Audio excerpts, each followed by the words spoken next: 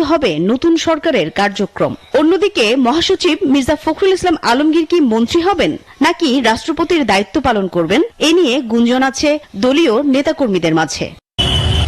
দায়িত্ব থাকতে পারে কিছু নতুন মুখ, আসতে পারে নতুন চমক। মন্ত্রিসভায় অভিজ্ঞ তরুণ প্রবীণের সম্মেলনের মন্ত্রিসভা হবে। ধারণা করা হচ্ছে স্থায়ী কমিটির প্রায় সবাই থাকতে পারেন মন্ত্রিসভায়। স্থানীয় সরকার মন্ত্রণালয়ের দায়িত্ব পেতে পারেন সালাউদ্দিন আহমেদ, ডক্টর খন্দকার মোশাররফ হোসেন অথবা ডক্টর AZM জাহিদ হোসেনকে দেওয়া হতে পারে স্বাস্থ্যের দায়িত্ব।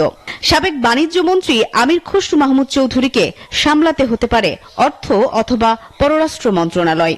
বিদ্যুৎ ও জ্বালানির দায়িত্ব দেওয়া হতে পারে ইকবাল হাসান মাহমুদ টুকুর কাঁধে। ভোট না করেও টেকনোক্যাট মন্ত্রী হতে পারেন স্থায়ী কমিটির সদস্য নজরুল ইসলাম খান ও সিনিয়র যুগ্ম মহাসচিব রুহুল কবির রিজভী। মন্ত্রিসভায় যুক্ত করা হতে পারে দলে পদ পদবি না থাকা দক্ষ যোগ্য কোনো পেশাজীবী। গুঞ্জন আছে আইন প্রতিমন্ত্রী হতে পারেন সাবেক এই অ্যাটর্নি জেনারেল আসাদুজ্জামান। রাষ্ট্রের সর্বোচ্চ আইন কর্মকর্তার পদ ছেড়ে ঝিনাইদহ 1 আসনে জয়ী হয়েছেন তিনি। এছাড়া দীর্ঘদিন তারেক রহমানের সঙ্গে লন্ডনে থাকা বিশেষ কোনো সেক্টরে দক্ষ ও বিশ্বস্ত কেউ থাকতে পারেন বিএনপির মন্ত্রিসভায়।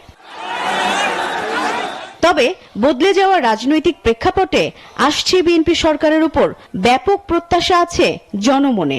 তাই বাস্তবতার পাশাপাশি দক্ষতা ও যোগ্যতা বিবেচনায় নতুন মন্ত্রিসভা গঠন করতে হবে বিএনপি চেয়ারম্যান তারেক রহমানকে।